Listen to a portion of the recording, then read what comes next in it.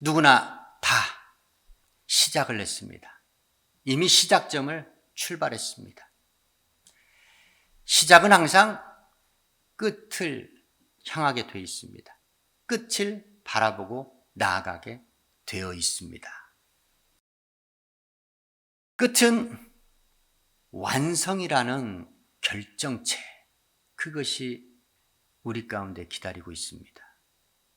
그러나 그 완성체라는 것이 항상 우리에게 주어지는 것은 아닙니다. 완성을 이루기까지 우리가 계획하고 뜻한 바, 그 목표한 바를 이루기까지는 과정이라는 것이 필요합니다. 그 과정에는 시간과 소유, 또한 우리의 열정이 들어가 있습니다. 시작을 했으면 끝내야 합니다. 끝을 맺어야 합니다. 완료해야 합니다. 그러지 못할 바에는 차라리 시작을 하지 말아야 합니다. 세상은 이 완성이라는 그 끝에 있는, 마지막에 기다리고 있는 그것을 바라보며 열심히 달려가고 있습니다. 성과 대를 높이 쌓아 지극히 높은 자와 한번 비교보리라 했던 허망한 인생들의 그 목표, 그것은 결국 완성을 보지 못하고 허무하게 무너져 내리고 말았습니다. 왜냐하면 완전히 이루고 싶어 했던 그들의 꿈과 목표가 지극히 하나님 보시기에 교만했기 때문입니다. 지극히 하나님 보시기에 하나님의 뜻과 정면으로 배치되는 것이었기 때문입니다. 지금 이 시간에도 부지런히 열심히 어떤 것을 이루기 위하여, 끝을 내기 위하여, 끝맺기 위하여, 완성을 보기 위하여 사람들은 부지런히 열심히 어디에선가 어디론가 달려가며 다름질하며 살아가고 있습니다. 완성에 관한 교훈의 말씀 청종하도록 하겠습니다. 세상 사람들에게도 완성이라는 목표가 있고 그 목표를 향해 달려가고 있습니다. 그렇다면 하나님의 사람들, 우리에게 하나님께서는 완성이란 꿈을 주시지 않았겠습니까? 하나님의 사람들에게는 하나님께서 한 가지, 단 한 가지의 완성을 주셨습니다. 그것이 무엇인가? 그렇습니다. 오늘 봉독한 말씀처럼 율법의 완성입니다. 하나님의 사람들에게는 오직 한 가지, 율법의 완성이라는 목표를 주셨습니다. 율법의 완성을 이루지 못하면 우리는 마지막 날 하나님을 배울 수가 없습니다. 율법은 저주의 법이라고도 하는데, 율법은 정죄의 법이라고도 하는데, 어찌 그리스도 안에서 자유와 생명을 입은 자들이 어찌 저주 아래 있는 법, 그 율법을 완성하라 하십니까? 라는 혹자의 의문이 모든 사람에게도 있을 줄 믿습니다. 그렇습니다. 우리는 절대로 율법을 지켜 행하여 하나님의 의에 도달하여 구원받을 수 없습니다. 그래서 우리는 말씀을 정확하게 들여다보고 그 말씀이 우리에게 주는 의미를 찾아서 그 말씀을 행하면 되는 것입니다. 율법은 절대로 지켜 행할 자가 단 한 사람도 없습니다. 그래서 율법이 요구하는 조건을 다 충족시킬 수 있는 분, 그분을 직접 하나님께서 이 땅에 보내어 주신 것입니다. 믿는 자에게는 오직 완성할 것은 율법밖에 없다. 그런데 율법의 완성은 이것이 없이는 불가능하다는 겁니다. 아니, 이것으로만이 율법을 완성시킬 수 있다는 겁니다. 그것이 무엇인가? 바로 하나님의 사랑입니다. 하나님의 사랑으로만이 율법은 완성될 수 있습니다. 하나님께서 이 세상을 사랑하셨기 때문에 독생자 아들 예수 그리스도를 이 땅에 내어주신 것이고, 그분을 희생의 제물, 화목제물 삼으시고 이 세상에 이 땅에 구원을 주신 하나님이십니다. 그리하여 율법이 정지하는 그 요구 조건, 모든 것을 다 충족시키며 그리스도의 사랑 안에 있는 자들, 그 모든 자들, 그들을 율법을 완성한 자라 여기시고 그들에게 구원과 생명을 주신 하나님이십니다.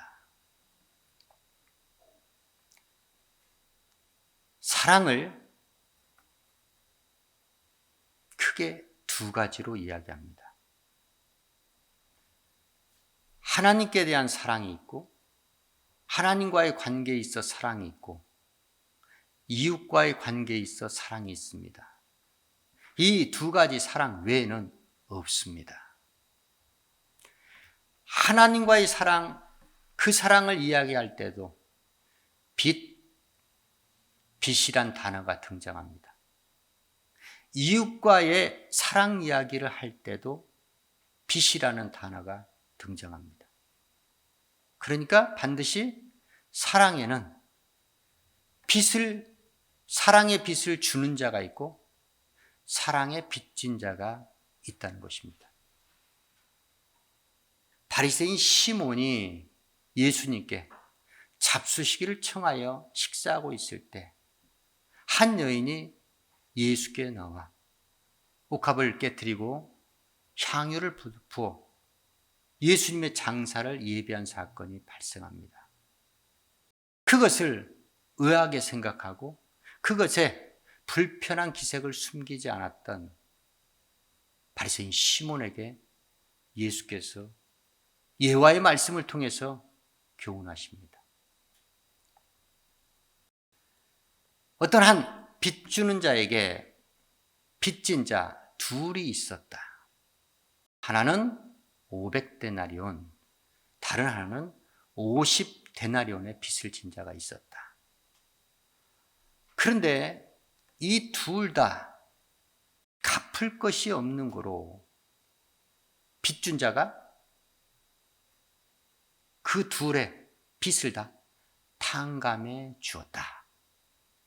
그렇다면 어떤 사람이 빚을 탕감해 준, 빚내준 자를 사랑하겠느냐 묻습니다. 시몬이 대답을 하죠. 많이 탕감을 받은 자입니다. 그랬더니 예수께서 말씀하시길 그래 네 말이 옳다 말씀하십니다. 그러시면서 예수께서는 너가 나를 어찌 영접했는가 생각을 해봐라. 그리고 이 여인이 어찌 내게 행했는지를 생각해봐라. 적게 사함을 받은 자는 적게 사랑하고 많이 사함을 받은 자는 많이 사랑을 한다. 이와 같이 사랑과 빚에 대해서 교훈의 말씀을, 하나님의 말씀을 잘 깨닫지 못하는 자, 바리새인 시몬에게 말씀해 주십니다. 그렇습니다. 저와 여러분, 우리 모든 사람들, 하나님 앞에 나온 사람들은 500데나리온의 빚을 진 자가 있고 50데나리온의 빚을 진 자가 있습니다. 크게 이 두 가지 부류로 나누어 볼 수 있습니다. 결국 500과 50이라는 많고 적은 이 두 가지 차이로 죄사함을 많이 받은 자가 있고 죄사함을 적게 받은 자가 나타난다는 겁니다. 그러면 결론적으로 빚내주는 자, 빚을 주는 자, 그 자에게 500이든 50이든 빚진 자는 빚을 진 자요. 그들은 마찬가지 빚을 갚아야 될 자라는 겁니다. 또 한 비유가 있었죠. 네, 1만 달란트 빚진 자가 또 있었습니다. 100데나리온의 빚진 자가 있었습니다. 그렇습니다. 이와 같이 하나님의 사랑을 논할 때는 반드시 빚에 대한 이야기를 빼놓을 수가 없다는 겁니다. 저와 여러분은 500이든 50이든 1만 달란트든 분명히 하나님께 빚을 지고 있는 자들입니다. 그런데 그 빚을 하나님께서는 다 탕감해 주셨다는 겁니다. 적게 빚진 자든 많게 빚진 자든 그 빚을 모두가 다 하나님께서 탕감해 주셨다는 겁니다. 이 빚을 탕감해 주는데 하나님께서는 그냥 탕감해 준 것이 아닙니다. 그리스도의 피값, 그리스도의 사랑으로 그 빚을 탕감해 주셨다고 믿으시면 아멘 하시기 바랍니다. 그래서 하나님의 사랑에 은혜에 힘입은 자들, 우리는 모두가 다 하나님 앞에 빚을 지고 있는 자라는 겁니다. 그래서 이 빚을 갚기 위해서 옥합을 깨트린 여인과 같이 이제는 저와 여러분이 하나님 앞에 보답하는 삶을 살아야 한다는 겁니다. 그 보답하는 삶을 사는 데 있어서는 아낌이나 주저함이나 망설임이 있어서는 아니 된다는 겁니다. 하나님께서는 저와 여러분 지옥 갈 수밖에 없는, 갚을래야 갚을 수 없는 하나님 앞에 큰 죄의 빚을 지고 있는 자들, 그것을 자기 독생자 아들을 희생시키며 탕감해 주신 하나님이십니다. 그 하나님을 위해서 저와 여러분은 어찌 살아야겠습니까? 우리는 남은 생애가 더 이상 우리의 것이 아닙니다. 누구를 위하여? 하나님을 위하여, 그리스도를 위하여 성령으로 살며 성령으로 행해야 될 그 책무가 저와 여러분에게 있다고 믿으시면 아멘 하시기 바랍니다. 그렇습니다. 하나님의 사랑만이 율법을 완성하는 것입니다. 율법의 완성을 이루어야만이 우리가 구원을 받을 수 있습니다. 그러기 위해서 하나님의 사랑 가운데 들어가야 합니다. 그리스도의 사랑 가운데 살아야 합니다. 그리스도의 은혜로 말미암아 우리는 복음의 빚진 자로서 그 빚을 갚아나가는데 우리의 모든 생애, 우리의 모든 시간과 소유를 다해야 될 줄 믿습니다. 그것으로 끝나는 것은 아닙니다. 그것으로 율법의 완성을 이루는 것은 아닙니다. 우리 하나님께서 우리에게 이웃을 주셨습니다. 그러시면서 또 빛에 대한 말씀을 주십니다. 너희는 아무에게든지 아무 빚을 지지 마라. 그러나 한 가지 너희가 꼭 져야 될 것이 있다. 너희는 피차 서로 사랑의 빛을 지고 살라는 겁니다. 그렇습니다. 우리 그리스도인들이 자신 있게 당당하게 갚을 수 있는 빚, 완전히 갚을 수 있는 빚이 딱 한 가지 있습니다.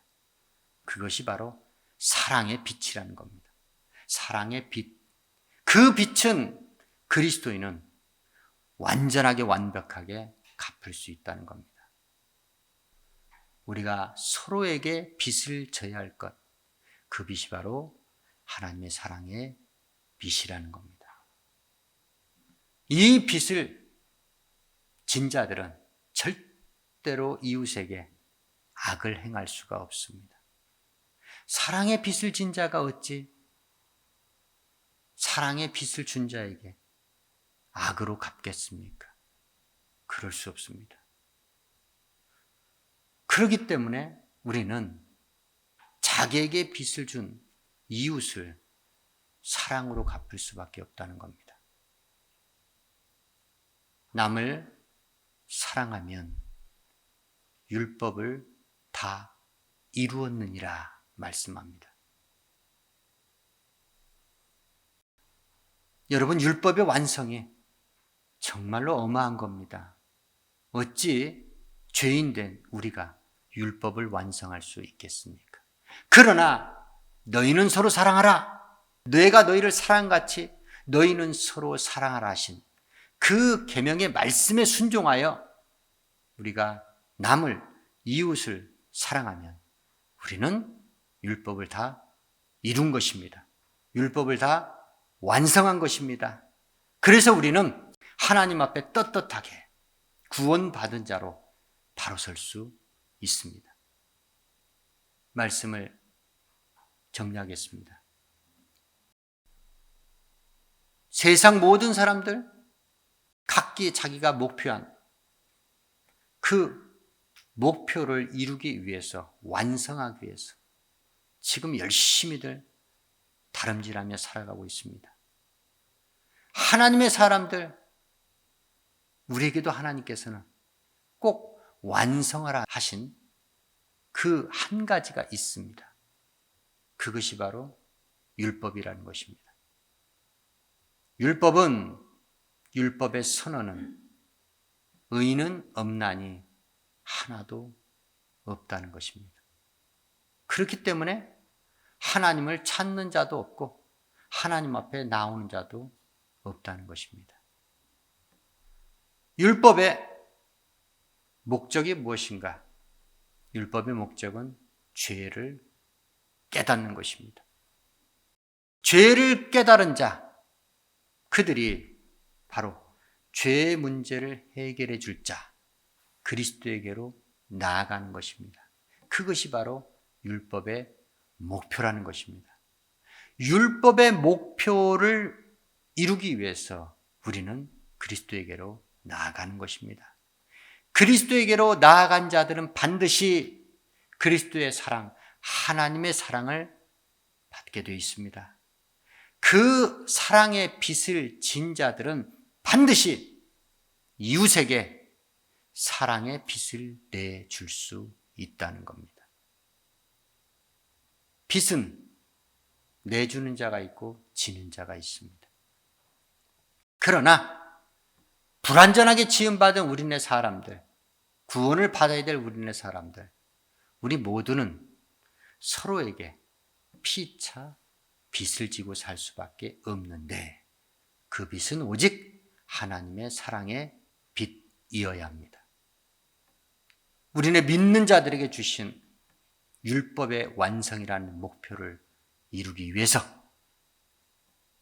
내 마음을 다하고 뜻을 다하고 목숨을 다하여 하나님을 사랑하시길 예수의 이름으로 축원합니다.